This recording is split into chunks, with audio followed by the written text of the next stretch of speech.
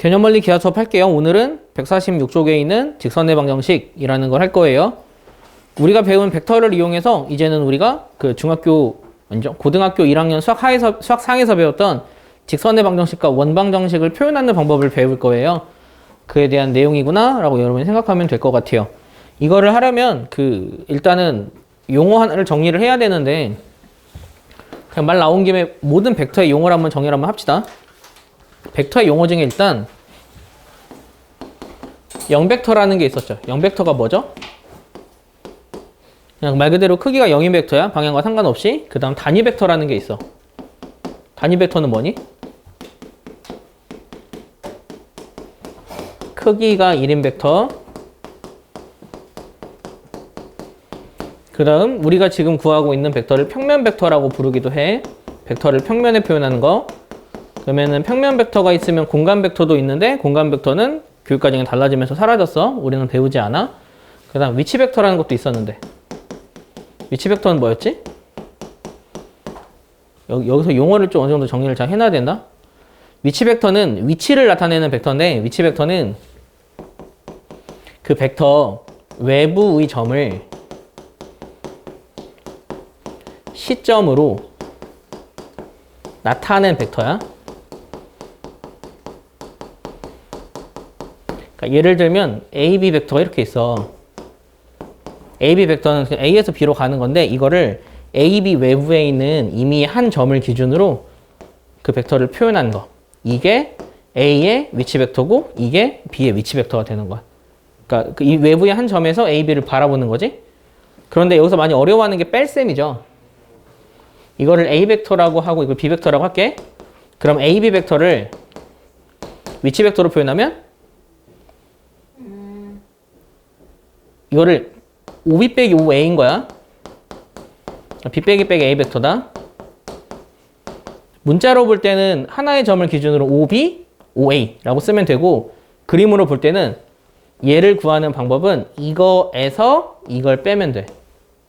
이거에서 이걸 뺀 것은 끝점에서 처음 점으로 그으면 되니까.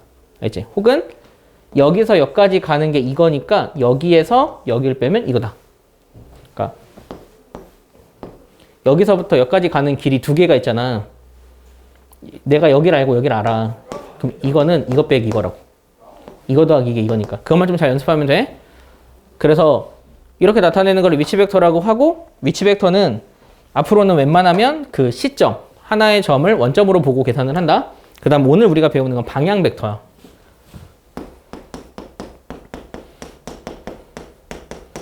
방향 벡터는 그 벡터의 방향을 나타내는 벡터를 방향 벡터라고 한다.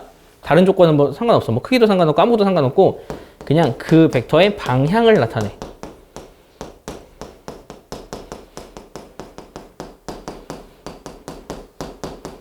그거를 방향 벡터라고 해요. 예를 들면 어떤 벡터가 이렇게 있는데 이 벡터가 3 가는 동안 이만큼 가. 그러면 그 A의 방향 벡터는 3 가는 동안 이만큼 간다. 그걸 방향 벡터라고 한다고. 그러니까 여기를 원점으로 봤으면 그 방향 벡터를 보통 U라고 하거든. 방향 벡터는 3,2로 본다고. X가 3 갈 때 Y가 2 간다. 알지? 이걸 방향 벡터라고 해서 우리가 오늘 배우는 건 방향 벡터를 이용해서 직선의 방정식을 구하는 방법을 배울 거예요. 이렇게 배우는 방향 벡터는 우리가 수학 상에서 배웠던 거 혹은 우리가 지금까지 사용했던 거로 비교를 하면 흡사한 게 기울기다. 이 방향을 나타내는 게 기울기라고. 아까 3,2면 X가 3 가는 동안 Y가 2 가는 거잖아. 3분의 2가 기울기 되듯이. 이렇게 방향 벡터를 이용해서 직선의 방정식을 구하는 방법을 배울 거야. 기울기를 이용해서 직선의 방정식을 배운다고 생각하면 돼. 자, 이러한 좌표평면이 있고요. 어떤 방향 벡터가 있어. 이게 U 벡터야. 그럼 얘를 U1, U2라고 할게.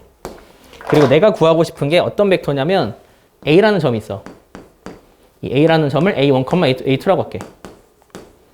A라는 점을 지나면서 얘랑 평행한 이러한 방향을 갖는 벡터를 구하고 싶다고. 그 벡터 위에 이미 한 점을 P라고 할게. 얘를 구하는 방법을 설명을 할 거야. 그럼 얘를 구하는 방법을 어떻게 설명을 할 거냐?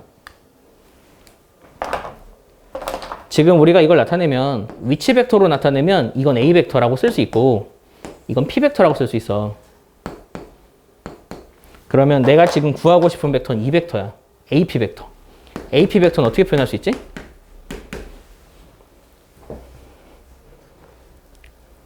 그 위치 벡터를 이용해서 나타내면. 파란색을 이용해서 나타내면. 그치, P 벡터 빼기 A 벡터죠. 그런데 이 P 벡터 빼기 A 벡터는 U 벡터랑 수직하지. 아니, 그러니까 평행하지. 그럼 평행하면 식을 어떻게 쓸 수 있다고? KBA로 쓸 수 있어. 그래서 우리는 이걸 이용해서 공식을 만들 거야. 어떻게 만드냐? 그러면 얘를 이용해서 성분으로 한번 표현을 한번 해볼게. P 벡터 빼기 A 벡터는 X마 A1, Y마 A2라 쓸 수 있어. 그 다음 U 벡터는 내가 U1, U2라고 했잖아. 그럼 우리가 구할 수 있는 게 이게 이거고 이게 이거다. 그러면 U1분의 X마 A1이 K고 U2분의 Y마 A2가 K지. 그럼 얘들은 같지. 이게 우리가 외워야 될 방향 벡터를 이용해서 직선의 방정식을 만드는 방법이야. 알겠니? 그러면 방향 벡터를 이용해서 직선의 방정식을 만드는 거는 방향 벡터의 X 성분 분의 내가 구하는 게 X, Y인 거야. 얘네들이 변수라고 우리가 알고 있는 그 1차 함수에서의 X, Y인 거야. X 빼기 지나는 점 X 성분. 이거 Y 빼기 지나는 점의 Y 성분. 이렇게 하면은 우리는 벡터에서도 각각의 성분을 알고 있을 때 직선의 방정식을 만들 수가 있어요. 알겠죠? 그게 우리가 배우는 기본 개념이라고 생각하면 돼. 그러면 지금 이렇게 설명한 두 가지가 책에 있는 1번과 2번의 설명이라고 보면 돼요. 1번에서 P 벡터 빼기 A 벡터가 U의 K배라 그랬잖아. 그럼 여기서 A를 이항을 하면은 나오는 첫 번째 공식이야. 책에선 T라고 했네. 내가 그냥 K라고 잡은 것 뿐이야. 두 번째, 얘가 공식이 되는 거야. 이 두 가지를 이용해서 우리는 직선의 방정식을 나타낼 수 있어요. 별로 어렵지 않죠? 그럼 이번에는 조금 유형을 조금 바꿀 거야. 지금 상황은 내가 지금 방향 벡터를 알고 있는 상황이야. 근데 방향 벡터를 모르는 상황. 두 점을 지나는 상황으로 설명을 한번 다시 할게요. 그러면은 이 점의 좌표를 책이랑 같이 하게 X1, Y1으로 할게. 여기도 X1, Y1이라고 해야 되는데 그냥 A, B로 설명을 해버렸다. 내가 구하고 싶은 게 이 벡터를 구하고 싶다고. 이 두 점을 지나는 직선. 그럼 얘를 구하는 방법을 얘를 구하는 방법을 구할 건데 이게 우리가 아까 방금 나타낸 방법에 의하면 이건 U1분의 X 빼기 X1, U2분의 X 빼기 X2라고 나타내면 우린 직선의 방정식을 구할 수 있어. 그러면 이 방향 벡터가 어딘지만 구하면 되거든? 방향 벡터는 말 그대로 얘네 둘이 움직이는 방향만 나타내주면 돼. 그럼 얘네들이 움직이는 방향은 이것 빼기 이거 분의 이것 빼기 이거겠지. 이 벡터는 X2마 X1 분의 Y2마 Y1이라고. 그러니까 여기에 이 위치 벡터 자리에 얘만 적으면 되는 거야. 그래서 나오는 이게 두 점을 알고 있을 때 직선의 방정식을 구하는 공식이야. 이해했지? 이 두 가지 여러분이 생각보다 쉽게 이해할 수 있다. 근데 사실 정 모르겠다. 그럼 두 점 있으면 그냥 Y는 하고 직선 때려 넣으면 똑같이 나와. 벡터를 이용해서 직선을 나타내는 방법이니까. 자, 그 다음에는 법선 벡터를 이용해서 직선을 표현하는 방법이야. 그러면 여기서 하나의 개념을 더 했어야 되네. 법선 벡터. 법선이란 말은 들어본 적 있죠? 법선이 뭐죠? 법선. 법선은 접선을 기준으로 수직한 선을 법선이라 불러.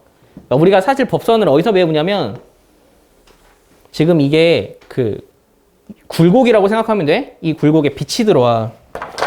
여기에. 그럼 이 빛은 반사의 법칙으로 반사하지. 이거 배웠지? 그럼 반사의 법칙으로 반사할 때는 규칙이 뭐였지? 법선이랑 이르는 각이 같아야 되지. 어떻게 하냐면 얘가 들어오잖아. 그럼 여기서 이렇게 접선을 구하는 거야. 그러니까 얘를 그 점에서 평평한 면으로 보는 거지. 그리고 얘랑 수직한 선을 그어. 이러한 선을 우린 법선이라 불러.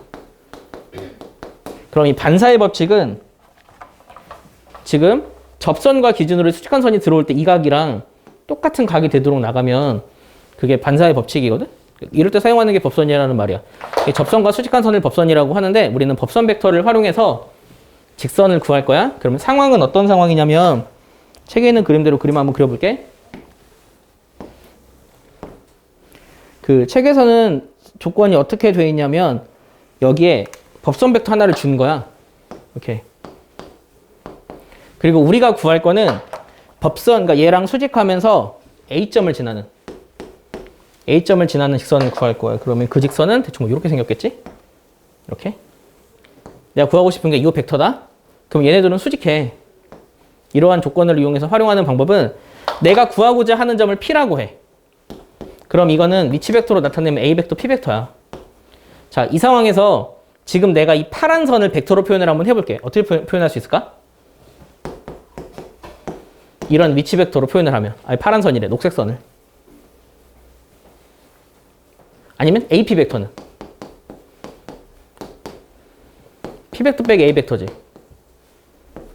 그러면 이 벡터는 N 벡터랑 수직하지.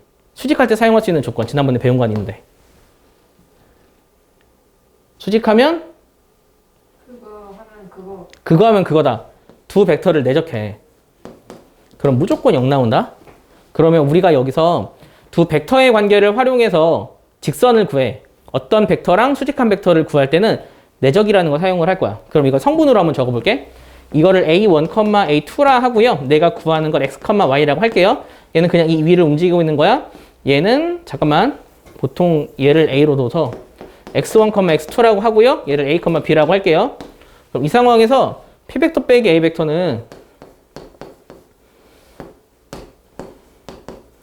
이고 N 벡터는 A, B야. 그럼 얘를 내적을 하잖아? 그러면 그 조건이 어떻게 되냐면 A의 X마 X1, B의 Y마 Y1은 0 되지. 이게 어떤 벡터랑 수직한 벡터를 구하는 공식이야.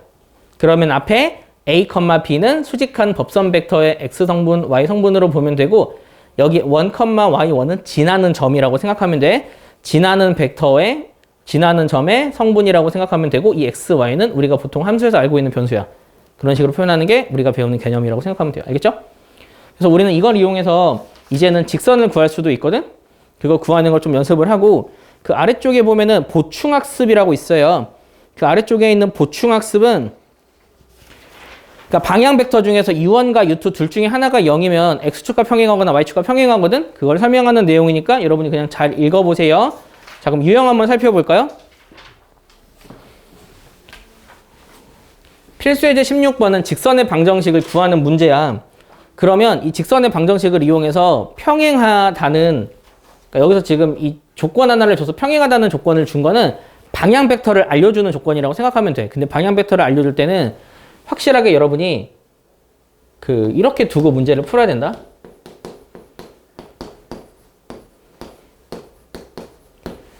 아까는 내가 이걸 A라고 적었거든. 지난 점을 그냥 X1, Y1으로 수정할게. 책이랑 같게 하기 위해서. 이렇게 두었을 때의 방향 벡터가 U1, U2야. 근데 여기서는 지금 그렇게 생기지 않았지. Y 앞에 마이너스지. 이럴 때는 무조건 X랑 Y의 앞에 있는 개수를 양수 1로 만들어줘야 한다. 그래야만 얘네들을 그 방향 벡터라고 읽을 수 있는 거야. 그래서 여기서는 다 마이너스를 곱해서 이렇게 만들어줘. 그럼 이 친구의 방향 벡터는 방향을 U 벡터라고 써. 4, 마3이에요 라는 걸 알 수 있어. 그럼 우리가 구하는 거는 4, 마3이 방향 벡터고 2, 마3을 지나는 직선은요? 라고 하면 우리가 알고 있는 직선의 방정식의 직선의 방정식의 식으로 표현하면 되는 거예요. 그러면 4분의 X마 2는 마3분의 Y마 3이 아니라 Y 뿔 3 이렇게 적으면 되는 거지? 외울 공식이 별로 없어. 여러분이 쉽게 이해할 수 있는 거니까 여러분 충분히 할 수 있고요. 이번엔 뭐라고 했냐면 두 점을 지나는 직선은 평행하되 여기서는 지금 방향 벡터를 숨겨놓은 거거든? 여기 문제를 풀 때는 아까는 x2-x1, y2-y1이라고 뒀는데 그걸 그냥 미리 구해버려. 그러니까 두 점을 지나는 직선에 평행하되 그러면 그거의 방향 벡터를 먼저 구하라고. 방향 벡터를 구할 때는 여기서 여길 빼고 여기서 여길 빼면 되는데 여기서 여길 빼고 여기서 여길 빼든 아무 문제 없다. 방향만 나타내는 거니까. 그래서 그냥 난 여기서 여길 뺄게. 여기서 빼고 3, 마 1이지. 방향 벡터는 이거고 우리는 2, 0을 지나는 직선을 구하면 되는 거야. 3분의 x마 2, 마 1분의 y 이렇게 적으면 돼. 알지? 꼭 예쁘게 y는 하고 만들 필요 없다. 이렇게만 적으면 되는 거예요. 자, 그 다음은 법선 벡터가 주어졌을 때 문제를 푸는 방법이야. 마 3, 2를 지나고 이 직선의 수직한 직선이래. 그런데 이 직선의 방향 벡터는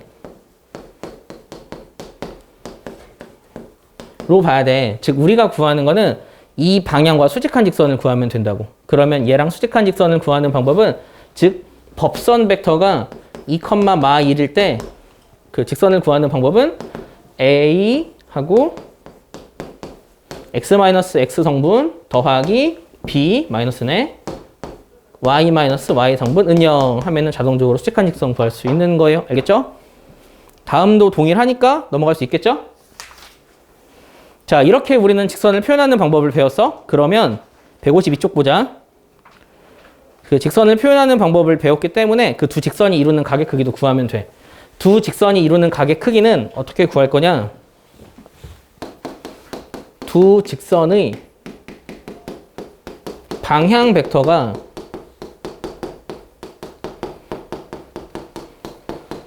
이루는 각이야. 그럼 방향 벡터가 이루는 각은 우리가 지난번에 내적을 이용해서 코사인 값을 구하는 방법을 배웠지. 첫 번째 방향 벡터를 u라고 하고 두 번째 방향 벡터 v라고 할게. u 벡터는 u1, u2고 v 벡터는 v1, v2라 할 때 우리는 얘네들이 이루는 코사인 세타 구할 수 있거든?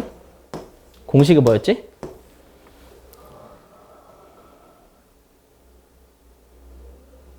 그 각각의 벡터의 크기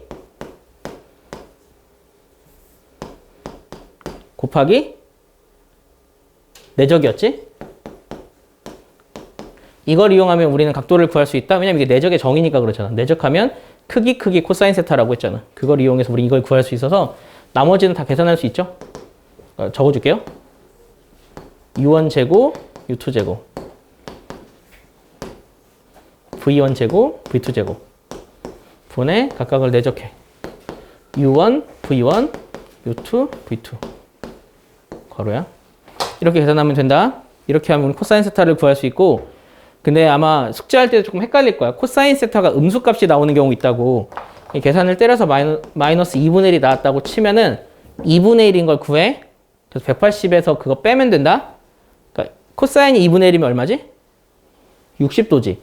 그러니까 우리가 구하는 건 180 빼기 60이니까 120도가 된다고. 그렇게 계산하면 돼.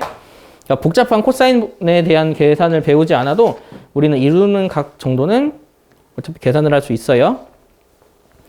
자, 두 직선의 평행수직. 이것도 지난번에 했던 거랑 동일합니다. 두 직선이 평행해. 그러면 K배야. 실수배. 혹은 성분을 알고 있을 때는 어떻게 쓰라 그랬지? V1분의 U1은 V2분의 U2라고 평행할 땐 이거. 수직할 때는? 내적하면 0. 그렇지. 내적하면 0이야. 그러면 내적하는 방법도 아니까 여기서 되게 쉽게 구할 수 있는 거예요. 그러면은 유형을 한번 볼까? 별로 어렵지 않지? 네. 전체적으로 이게 생각보다 크게 어려운 내용은 아니고 다만 여러분이 앞에 있는 개념을 좀 꼼꼼히 보면서 디테일만 조금 계산을 좀 할 수 있으면 별로 어렵진 않을 거예요. 자, 두 직선이 이루는 각의 크기가 45도래. 그러면 우리가 얘네들의 방향 벡터를 하나씩 구할게. 첫 번째 거의 방향 벡터는 그럼 몇 컴마 몇이야? 2,1이지? 네. 이거의 방향 벡터를 V라고 하면? 2,1. 그렇지. 2, 마일이야. 여기서 실수하면 안 돼. 그러면 각의 크기가 45도니까 우리가 코사인을 이용할 거야. 코사인 45도는 그 루트 이거 제곱 대 이거 제곱 뭐야? 루트 이거 제곱 A 제곱 뿌리 1이야. 분의 내적 2A 마 1 인데 이게 2분의 루트 2지. 그 2분의 루트 2가 된 A를 구하면 된다. 여기까지 이해했지? 계산이 조금 지저분하겠네? 그럼 얘는 어떻게 계산하냐면 얘네들이 곱한 거랑 얘네들이 곱한 게 같아. 이거 절대값 아니다. 얘네들이 곱한 거랑 얘네들이 곱한 게 같아. 그럼 이거 어떻게 적을 거냐면 루트 10 곱하기 A 제곱 뿌리 1로 적고 여기는 2A 마 1로 할 거야. 그 다음은 어떻게 할 거냐면 양변을 제곱한다. 제곱하면 10A 제곱 플러스 10이에요. 여기는 4A 제곱 마이너스 4A 뿌리죠. 그럼 이걸 계산하면 6A 제곱 플러스 4A 플러스 9는 0이야. 이거 인수분해가 되니?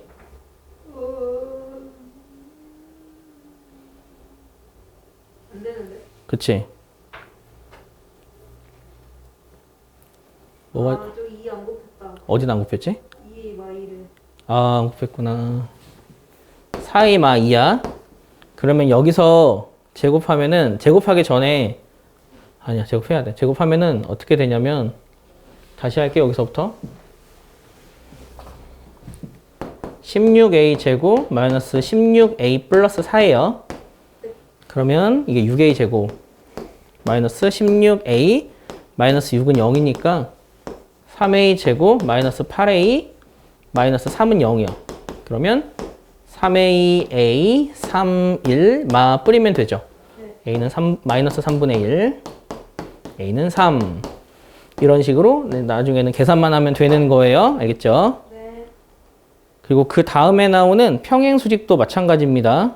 네. 두 직선이 평행하고 그 다음 얘가 얘랑 평행하고 얘가 얘랑 수직하되 그러면 이 각각의 직선에 우리가 방향 벡터를 구하면 돼. L의 방향을 U라고 할게. 근데 여기는 3개라서 그냥 U1이라고 할게. U1 벡터는 1, 마이죠. 그 다음 M의 방향을 U2라고 할게. U2는 마이, A예요. 그 다음 N의 방향을 U3 벡터라고 할게요. U3 벡터는 마이, B죠. 그럼 첫 번째 구할 수 있는 게 이 직선과 이 직선이 평행해. U1과 U2가 평행해. 그러면 성분비가 같다로 문제를 푸는 거야. 이렇게. 그러면 A는 4. 하나 나오지. 두 번째, 얘네들이 수직해. 수직하면 내적해서 더하면 0이지. 그러니까 내적하면 0이지. 그러면 각각의 성분끼리 곱해. 는 0이라서 B는 2분의 1 나오지. 되게 단순한 내용인데 직선도 이런 식으로 할 수 있다는 걸 여러분이 좀 잘 기억을 해두세요. 알겠죠?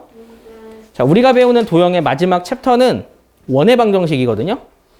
근데 원의 방정식이라고 복잡한 걸 하지는 않고 간단한 거를 표현을 하는데 그 원의 성질이 뭐지? 원의 가장 중요한 성질.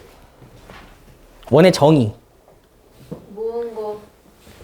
중심이가 같아. 그치, 거리가 같잖아. 우리는 벡터도 그걸 활용해서 구할 거야. 그러면 원의 방정식은 벡터를 이용해서 어떻게 표현을 하냐면, 그러니까 반지름이 항상 일정해. 원 위에 있는 점 있지. 원 위에 있는 점을 P점이라고 할게. 그 다음에 원의 중심을 책에서는 A라고 했으니까 A라고 할게. 근데 우리가 보통 알고 있는 게 A, B니까 그냥 책에서처럼 A, B라고 쓸게요. 그러면 이게 지금 반지름 벡터거든? 어느 방향인지 중요하지 않아. 이게 R 벡터야. 그러면 우리가 이런 식으로 식을 세울 수가 있어. 그럼 이 상태에서 우리는 각각을 다 위치 벡터화 시키자. P 벡터. 이게 그 A 벡터야.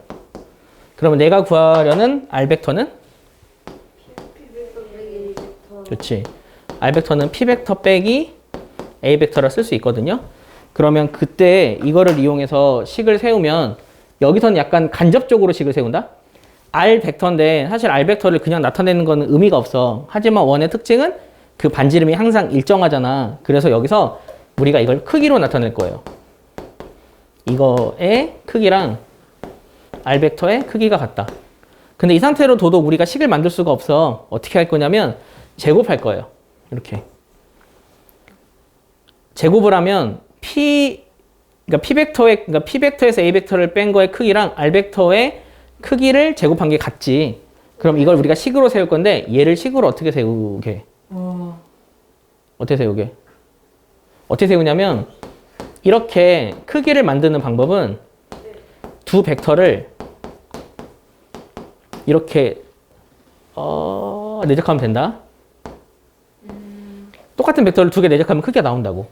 그리고 이건 어차피 R 벡터의 크기니까 그냥 R 제곱이라고 적을게. 우리는 이런 식으로 벡터를 통해서도 원의 방정식을 구할 수 있어요. 그럼 이걸 어떻게 적을 거냐면 그 P 벡터 빼기 A 벡터니까 성분은 X 빼기 A, Y 빼기 A야. 얘는 Y 빼기 B야. 얘도 x 빼기 a, y 빼기 b야. 얘네들을 내적한 게 반지름의 제곱이다 라고 둘 수 있어서 직접 내적을 하면은 x 빼기 a의 제곱 더하기 y 빼기 b의 제곱은 r 제곱이라는 우리가 알고 있는 식이 나온다. 우리는 벡터를 이용해서도 이런 식으로 표현을 할 수가 있는 거야. 알고 있는 원방 정식을 만들 수 있다고. 그럼 이번에는 지름의 양 끝이 주어져 있을 때 원방을 한번 구해볼게. 그러면 이번에 유형 자체는 어떤 상황이냐면 우린 지름의 양 끝을 알고 있어. 그러면 지름의 양 끝이니까 여기서 여기를 A점, 이건 X1으로 적게, 여기는 B점 라고 적을 거야. 그럼 현재 우리가 이 두 벡터를 알아. 이건 대신 A 벡터, B 벡터라고 할게요. 그리고 그러니까 우리가 지금 이 상황에서 뭘 구할 거냐면 얘네들을 알고 있을 때 이 원위를 움직이고 있는 애를 표현을 하고 싶어. 네. 그래서 그 아이를 변수로 이름을 붙일 거라서 걔를 x, y라고 이름을 붙일게요. 네. 그럼 여기서 우리가 만들 수 있는 조건 뭐 있을까? 이 원의 성질을 활용하는 조건이야. 잠깐만 좀 잘렸네.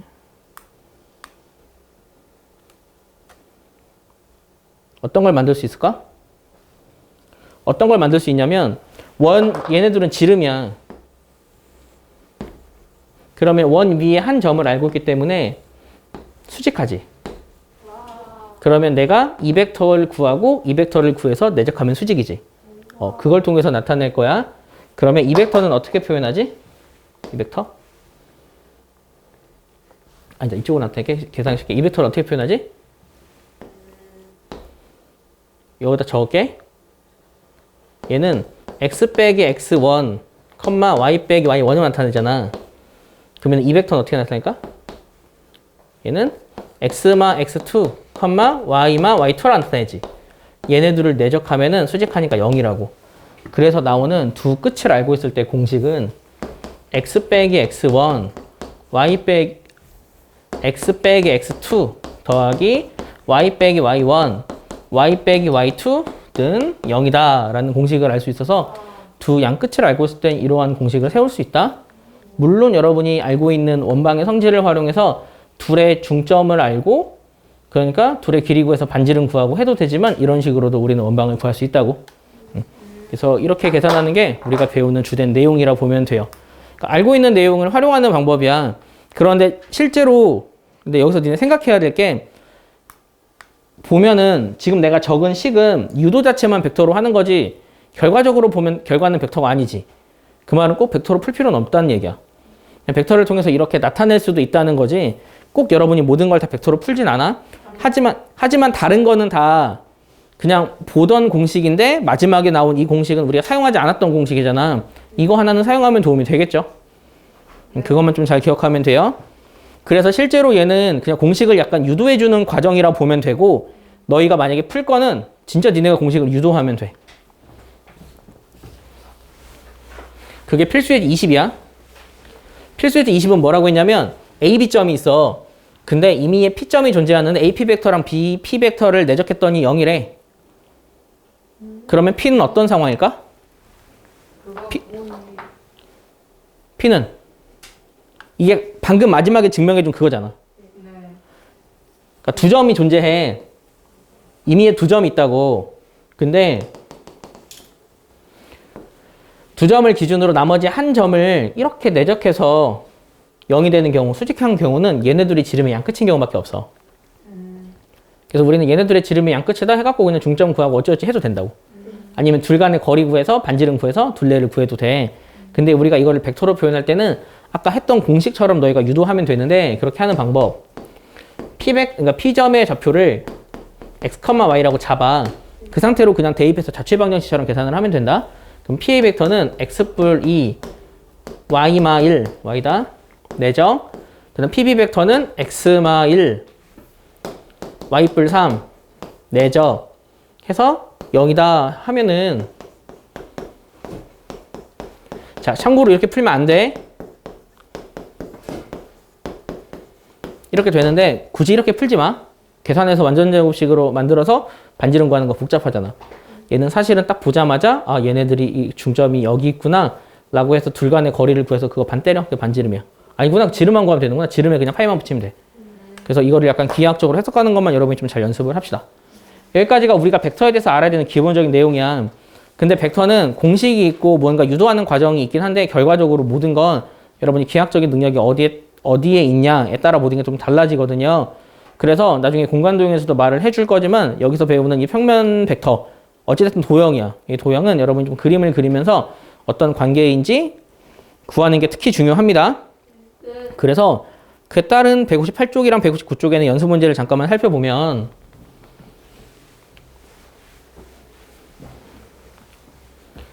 일단 그 여러분이 풀 것 중에서 헷갈리는 거 139번 한번 볼까? 나머지 건 좀 쉬워서 139번 문제를 보면서 같이 한번 고민을 한번 해보자. fx는 x제곱 플러스 x제곱 플러스 x분의 1이래.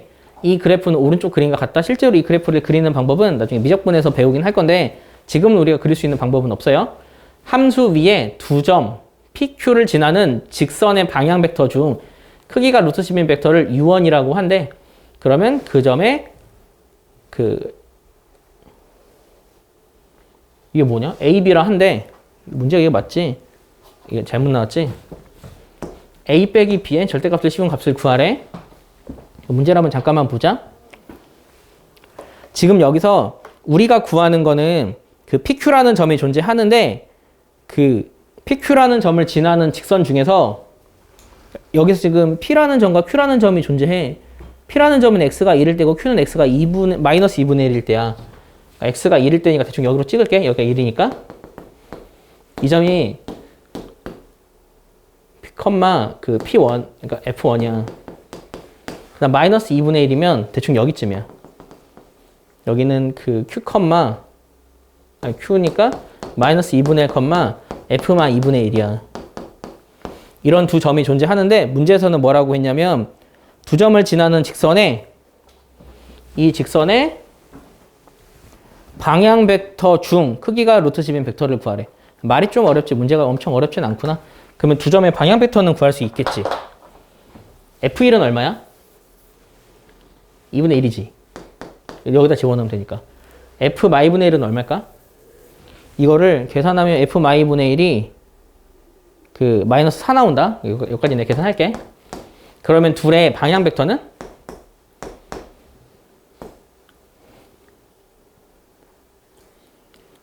그 여기서 여기 뺄게. 2분의 3, 2분의 9야.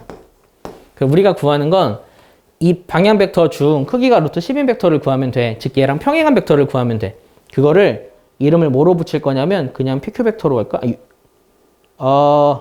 얘를 U 벡터라고 써버렸네. 잠깐만. 이 U 벡터라고 쓰면 안 되고 얘는 그냥 방향 벡터거든. 그냥 A 벡터라고 할게. 아니 PQ 벡터라고 하자. 그러면 우리가 구하는 U 벡터랑 방향 벡터는 평행해. 그러면서 크기가 루트 10이야. 그럼 우리 U 벡터를 어떻게 표현할 수 있을까? 다시. 지금 내가 PQ 벡터를 구했지. 이게 PQ점을 지나는 방향 벡터야. 근데 이 위에 있는 얘랑 그냥 평행한 벡터 중에서 크기가 루트 10인 벡터를 구한다고. 그러면 평행한 벡터니까 그러니까 얘네들은 평행하니까 우리는 보통 벡터가 평행하면 어떻게 둘 수 있지? 실수배로 둘 수 있지. 그러면 이 U 벡터는 K 곱하기 2 벡터니까 이게 2분의 3K, 2분의 9K라 둘 수 있어. 그럼 우리는 이러한 벡터 중에서 크기가 루트 10인 걸 찾으면 된다고. 할 수 있겠지? 벡터 크기는 루트 제곱이니까 그렇게 계산하는 문제니까 문제만 좀 꼼꼼히 읽어보면 엄청 복잡하진 않다? 근데 이런 게 막상 그 풀지 않으면 좀 헷갈리는 것들은 여러분이 생소하기 때문이니까 좀 그것만 좀 잘 주의하면 될 것 같습니다. 자, 나머지는 다 비슷비슷하거든? 144번 한번 볼까? 문제 해석만 어느 정도 할 거라서. 원 위에 두 점에서의 접선이 서로 수직하대. 원 위에 두 점에서의 접선이 서로 수직해. 그럼 우리는 어떻게 구할까?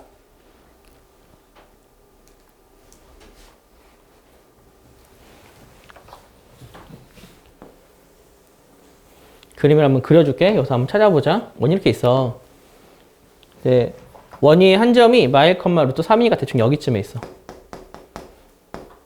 여기에서 접선이 이렇게 있는 거지. 그런데 어떤 다른 점이 존재해. 근데 이게 B가 0보다 크대. 얘랑 수직한 접선이 존재하려면 이쪽에 있거나 이쪽에 있어야 되거든? 그러니까 B가 0보다 크니까 걔는 여기 있어. 이렇게 접선이 수직하게 되는 A, B를 구하는 문제. 이해됐지? 어떻게 구할까? 너희는 이걸 어떻게 할래? 이걸 생각해내는 게 중요해. 내가 그림을 조금 잘못 그려서 니네가 헷갈릴 수 있거든. 그러니까 실제로 어떤 개념이냐면 좀 작게 그리면 이런 상황, 이런 상황. 와, 저 똑같구나. 어떻게 할까?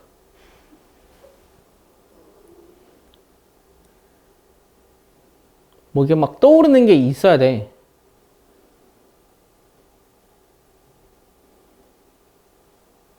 어떤 거냐면 그 원의 중심에서 접선까지 이렇게 선을 그으면 정사각형 되는 거 다 알지? 이게 다 반지름이라고.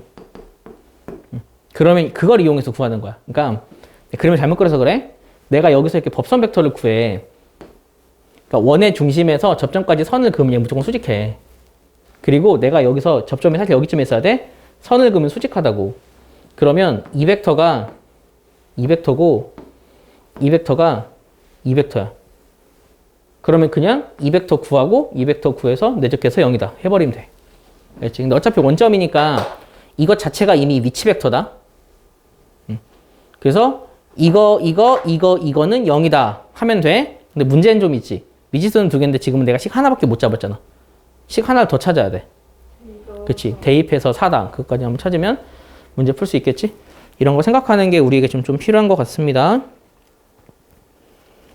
자, 그 다음 146번을 보면은 아까 그 원방 정식에 대해서 설명을 한 게 지금 여기가 조금 다르거든? 얘가 B다. 설명한 게 X벡터랑 B벡터를 뺀 거랑 P벡터랑 B벡터를 뺀 거랑 P벡터랑 B벡터를 뺀 걸 둘을 내적해서 굳이 원방 정식이라고 이게 이 벡터가 의미하는 게 자체가 원이야. 반지름이 얼마인 원? 이게 R제곱이야. 반지름이 3인 원이라고 생각하면 돼. 그럼 이 상황은 A점의 좌표를 알고 B점의 좌표를 알아. P라는 점은 원위의 점이야. 그럴 때 P와 A 벡터 사이에 최대값 구하는 문제라고 보면 돼. 다시 그림 한번 그려볼게. 야, 중심이 어딘지를 몰라? 그래서 중심은 X축, Y축은 못 그리고 원이 존재해. 반지름은 3이야. 근데 B라는 점은 2,3인데 얘가 중심이야. 아, 중심 아는구나. 이게 지금 그 원의 중심이다. 원의 중심이 2,3이고 A라는 점이 있어. 마이, 마6이거든. 그냥 밖에 있다고 칠게. 마이, 6이니까 대충 한 여기쯤이라고 생각하자. 그리고 P라는 점은 이 원 위로 움직이고 있는 점이라고. 그래야 PB 벡터가 반지름이 3이 되는 그런 원 방정식이 성립하는 거야. 그 상황에서 우리가 구하는 거는 P 벡터 빼기 A 벡터의 크기의 최대값을 구한다고. P 벡터에서 A 벡터를 뺀 크기의 최대값이 돼야 돼. 언제가 최대가 될까? P가 어디 있을 때 최대가 되고 언제가 최소가 되냐고. 그거 구하는 문제야. P 빼기 A 벡터라고 생각하면 있잖아. 그치. P 빼기 A 벡터는 그냥 얘네들이 거리라고 생각하면 되잖아. 얘가 AP니까. 그러니까 다시 말하면 AP, 선분 AP의 길이의 최대 최소라고. 어렵게 생각하지 마. 언제가 길이가 최대고 언제가 길이가 최소일까? 맞아. 원의 중심 지나고 반지름 더한 게 최대, 반지름 뺀 게 최소가 되는 거야. 이렇게 니네가 그림만 그리면 해결할 수 있는데 다만 식 자체를 조금 복잡하게 나타내서 여러분 좀 헷갈리는 것 뿐이에요. 알겠죠? 그래서 이런 식으로 여러분이 여기 있는 문제들을 좀 꼼꼼히 풀어오고요. 그렇게 하면은 좀 도움이 될 것 같습니다. 수업은 여기까지만 할게요.